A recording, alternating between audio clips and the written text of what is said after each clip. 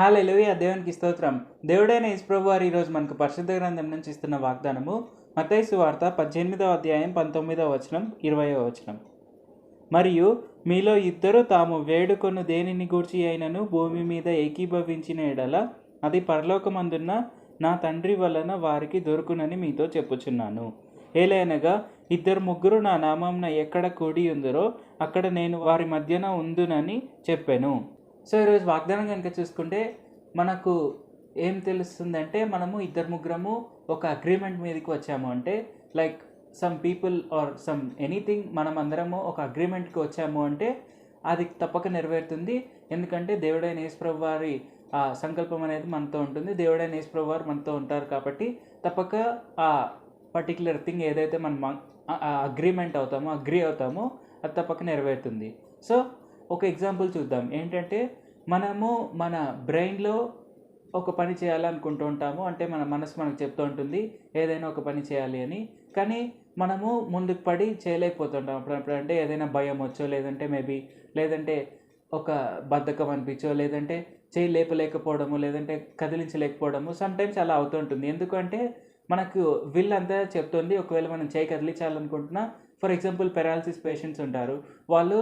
వాళ్ళకి చెయ్యి కానీ కాలు కానీ కదిలించాలని వాళ్ళు ఎంతో ట్రై చేస్తూ ఉంటారు. కానీ అది ఎందుకు అవ్వదు అంటే బ్రెయిన్ నుంచి వాళ్ళ ఆ పర్టికులర్ బాడీ పార్ట్కి న్యూరాన్స్ అనే దాంట్లోకి సిగ్నల్స్ రావట్లేదు బ్రెయిన్ నుంచి.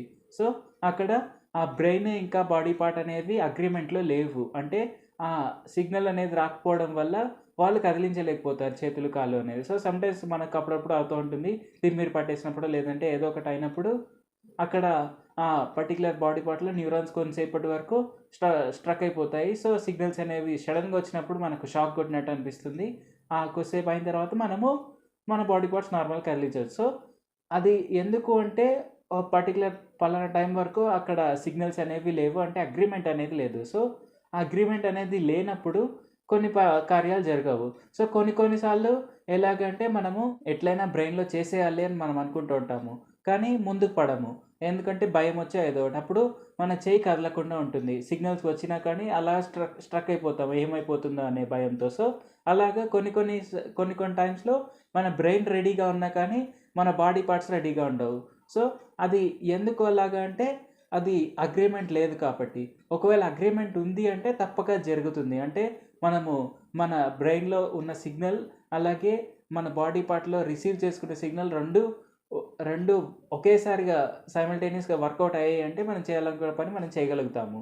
సో అది ఎందుకు అలా అవుతుంది అంటే అగ్రిమెంట్లో ఉంది కాబట్టి. ఇన్ ద సిమిలర్ వే మనము దేవుడైన యేసు ప్రభు వారి సంఘంలో భాగము. అంటే ఆయన శరీరంలో మనం భాగము. సో మనం ఆయనలో భాగమైనప్పుడు 2 బాడీ పార్ట్స్ అంటే ఇద్దరు ముగ్గురు వ్యక్తులు అంటే ఇద్దరు ముగ్గురు బాడీ పార్ట్స్ లాంటివి ఏదైనా neurons or whatever. So అవి రెండు కలయిక వచ్చాయి అంటే తప్పక ఆ పర్టికులర్ కార్యం ఏదైతే అవి అగ్రిమెంట్లో ఉన్నాయో అంటే మనం ఏవైతే అగ్రిమెంట్లో ఉన్నామో తప్పక నెరవేరుతుంది. ఎందుకంటే దేవుడైన యేసు ప్రభు వారు మనం ఏమనుకున్నా నెరవేర్చడానికి ఎల్లప్పుడూ రెడీగా ఉన్నారు. అంటే మన శిరస్సు ఎప్పుడు అంటే మన తల ఎప్పుడు ఓకే అనే చెప్తుంది.